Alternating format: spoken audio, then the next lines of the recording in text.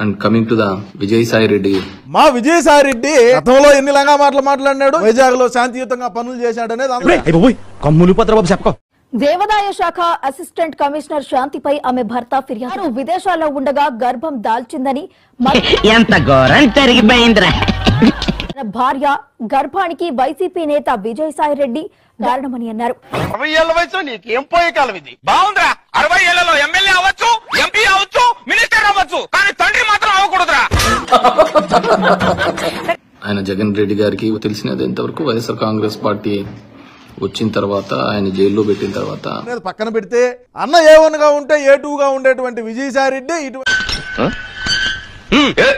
ఇదే railway compartment జనాన్ని ఊరికే కుక్కేస్తున్నారు.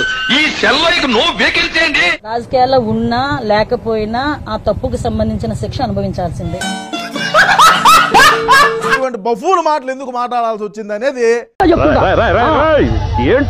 మర్యాదగా చెప్తున్నాను, గౌరవం తగ్గించి మాట్లాడొద్దు. జగన్మోహన్ రెడ్డితో ఉన్న తర్వాత నమ్మకమైన వ్యక్తిగానే అతన్ని సేల్ కావడం జరిగింది. ఏమో రాబాయ్, ఎవరు నమ్మాలో ఎవరు నమ్మకూడదో తెలుస్తలే. రాజ్యసభ ఇవ్వడము, ఢిల్లీలో కూడా ఆయన ఉండడము, ఢిల్లీకి జగన్మోహన్ రెడ్డి గారి అఫైర్స్ చూడడం జరిగింది. విజయసాయి రెడ్డి సంచలన ప్రకటన చేశారు. రాజకీయాల నుంచి తప్పుకుంటున్నట్లు వెల్లడించారు. జరిగిన పరిస్థితులు చూస్తే దీనికి ఉన్న విశ్వాసం ఉందరా నా కొడక, నీకు పురుగుల బట్టి చేస్తావురా నా కొడక, మంచి చేస్తే నా కొడక నువ్వే. కార్మిక కిరణం కరిగిపోయింది, పేదల ఆశాజ్యోతి ఆరిపోయింది, రాష్ట్రం మూగపోయింది. సమ్ నెగిటివ్ పార్ట్స్ కూడా ఉన్నాయి, ఇప్పటివరకు ఏం మాట్లాడలేదు. అంటే అది ఒక ఈడీతోనే సిబిఐ, ఈడీ ఈ వ్యవస్థలే కదా ఎవరినైనా కానీ బెండ్, ఎనీ గవర్నమెంట్ ని కూడా బెండ్ చేస్తున్నాయి. నేను ఇలా బుక్ అయిపోతా కల్లో కూడా ఆడుకోలేదు. ముఖ్యమంత్రి దాంట్లో విజయసాయి రెడ్డి పెద్ద అతీతుడు కాదని నేను అనుకుంటున్నాను. పెట్టావు, ఎంత హింస పెట్టావు, నా వెంట పడద్దు మరో, నా వెంట పడద్దు మరో అని మొత్తుకుంటుంటే కామన్ సెన్స్ లేదురా. There is no issue. ఏం రాజకీయం చేయలేని పరిస్థితి, ఇప్పుడు చెప్పలేని పరిస్థితి అంటే ఆయనకేముంది. మూర్తి గారు, ఇలాంటప్పుడే గుండె రాయి చేసుకో. ఎవరిని వదిలిపెట్టాను, ఏ అధికారులు రాజకీయ నాయకులు చట్టాన్ని ఉల్లంఘించారు, ఎవరిని వదిలిపెట్టాను. మీరు ఇప్పుడు చెప్తున్నారు, ముందే చెప్పాలి కదా. ఇప్పుడు ఒకటన్నా, తల్లి చెల్లికే జగన్మోహన్ రెడ్డి గారిపై నమ్మకం లేదు. కరెక్ట్, ఇది కరెక్ట్ గా చెప్పావయ్యా. ఇంకా పార్టీలో ఉన్న నాయకులకు ఎలాంటి నమ్మకం ఉంటుంది?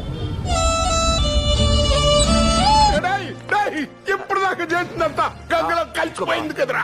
డబ్బుల కోసం పార్టీనే అమ్మేస్తాడు ఈయన. నిజం అవుతుంది కదా.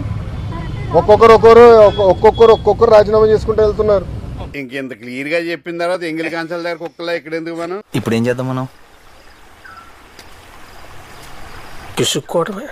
గతంలో మేము చాలా ఇబ్బంది పడ్డాము, జగన్మోహన్ రెడ్డి అనే వ్యక్తి గెలవడానికి గ్యారంటీ మీరు ఇస్తారా అని అడిగారు. అసలు నా గురించి ఏమనుకుంటున్నారా? జనానికంటే పిచ్చెక్కిది అనుకోవచ్చు. ఇన్నేళ్లు నాతో తిరిగి నా గురించి ఇదేనా మీరు తెలుసుకుంది?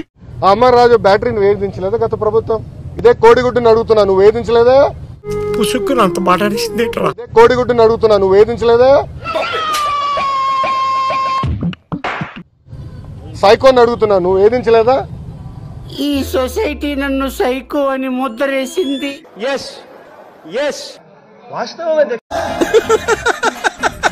అలాంటి కంపెనీని వెంటాడి ఏడిపిస్తే ఎవడొస్తాడండి పెట్టుబడి పెట్టేదానికి? ప్రజలు కూడా గమనించాలండి. Okay sir. అమ్మా, రోజా గారికి జ్యూరిక్ కి దావోస్ కి తాడేంటో తెలియదు, నన్నేం చేయమంటారు స్వామి?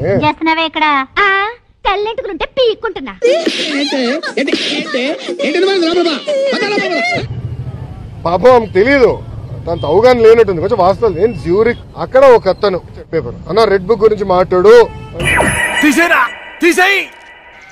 ఆ పేరు వింటే నాకు లీకేజీ ప్రాబ్లం.